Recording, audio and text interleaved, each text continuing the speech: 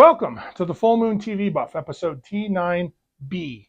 This episode will be my recommendation, the basic premise, and the core characters for the first 3 seasons of Being Human, which ran from 2009 through 2011, since I wanted to cover the entirety of George and Mitchell's stories.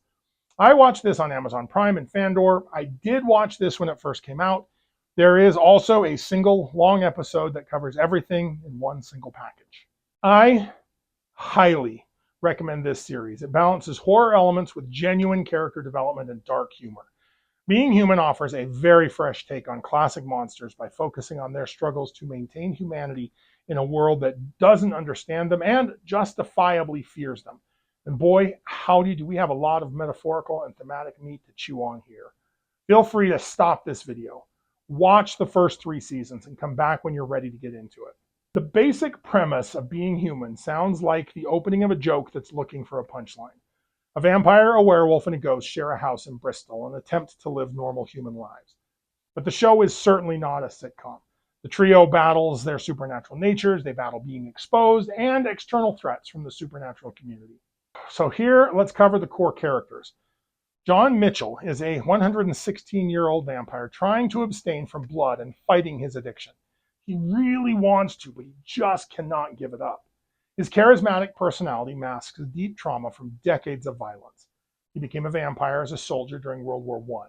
He's a real ladies' man and very charismatic. He also had darkness in him even before he became a vampire. Ultimately, Mitchell is a villain who wanted to be a hero. George Sands is a highly intelligent, neurotic werewolf who painfully transforms every full moon. Lycanthropy destroyed his prior life, and he struggles with intense self-loathing and self-doubt. George is devoutly Jewish, even if he doesn't feel worthy of participating. He is a deeply good man and friend, although his loyalty only gets him into trouble. George is excited to become a father, and he speaks 6 languages. Annie Sawyer is a ghost, initially tethered to the house where she was murdered. Originally timid and unsure of her abilities, she grows stronger as she uncovers the truth about her death. She solves her own murder. She's an incurable romantic, which gets her into trouble a lot. She has terrible taste in men, and that includes Mitchell. William Herrick was a German officer and a vampire who turned Mitchell in the Great War. He is charismatic and dangerous leader of the vampires in and around Bristol, and he has delusions of greater power. He is ruthless and sadistic.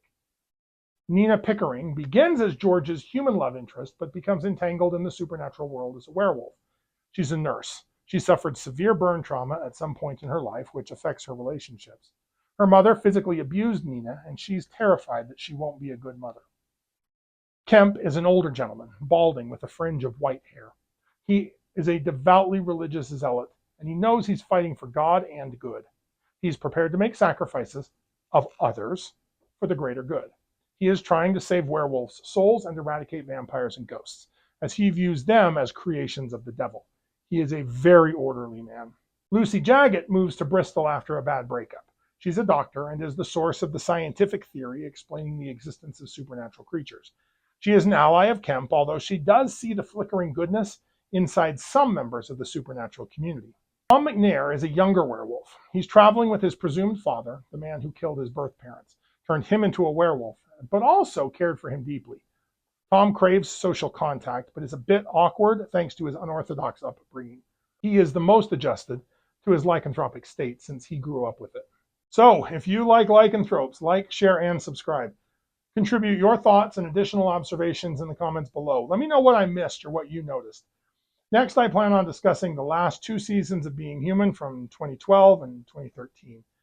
Keep your eye on the moon, a silver bullet in the chamber, and we'll see you back next episode.